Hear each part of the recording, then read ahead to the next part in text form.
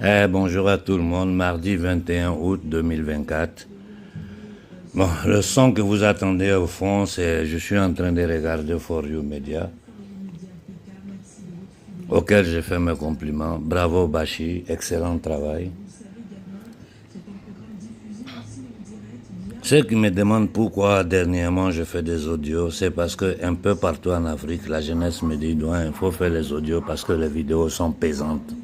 Donc nous, on n'arrive pas à les voir. Voilà pourquoi j'ai commencé à faire des audios. J'ai pris la parole parce que je me dis toujours, il faut rappeler nos troupes à l'ordre.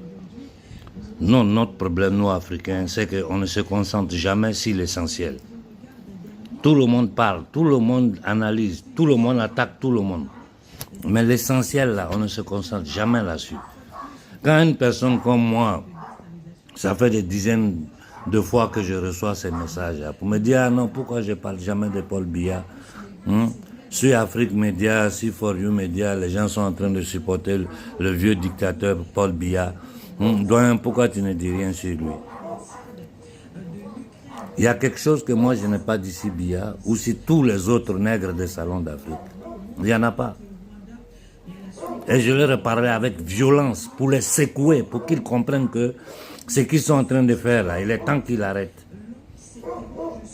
Mais comme je vous ai dit, moi je suis dans l'essentiel. Je ne suis pas dans l'émotion, je ne suis pas dans la propagande, je ne suis pas dans du matu-vu. Je me concentre sur l'essentiel. Et l'essentiel aujourd'hui là, ce n'est pas Paul Biya, c'est l'après Paul Biya. C'est sur ça que nous devons nous concentrer. Nous devons nous concentrer sur l'après Paul Biya. Parce que la nature a ses lois. Paul Biya est arrivé à un état où, qu'ils veulent ou qu'ils ne veulent pas, il va partir. Donc concentrons-nous sur qu'est-ce que nous pouvons faire au Cameroun, quelles sont les forces vives en place, quels sont les panafricains sur qui nous pouvons nous appuyer pour donner une direction à ce qui va arriver au Cameroun après Paul Biya. C'est le même schéma que je vois pour la Côte d'Ivoire. Ouattara n'est plus un problème pour nous.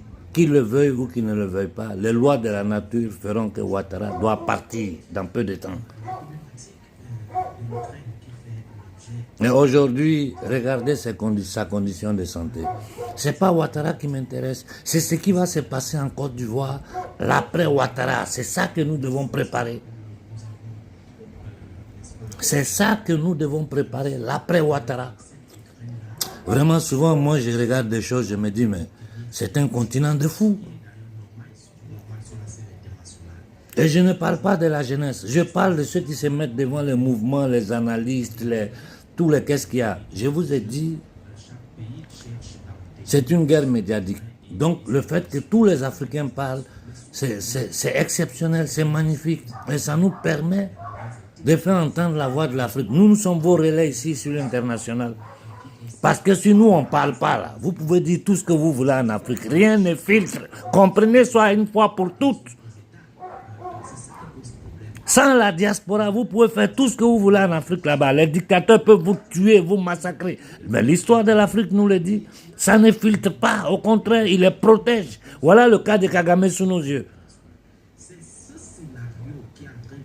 Tous ces nègres de salon qui sont en train de travailler pour les impérialistes. Le cas du Sénégal, je ne reviens pas là-dessus parce que je sais que les Sénégalais vont soigner Sonko et son golem. Ou bien ils vont changer à 360 degrés, ou bien ils vont partir avec la honte. Et Sonko doit faire très attention. Il doit faire très attention.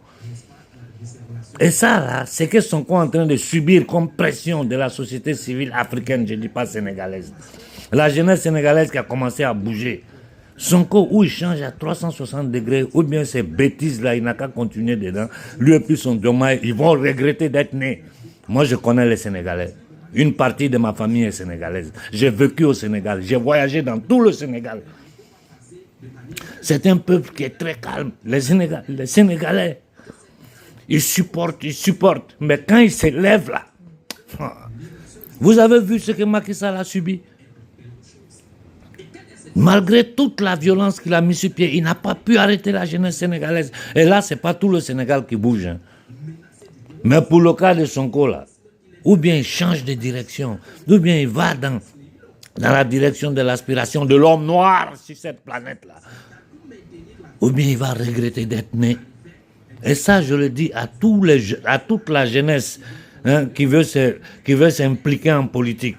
Ne pensez pas pouvoir manipuler la société civile africaine. C'est fini, ça. C'est fini.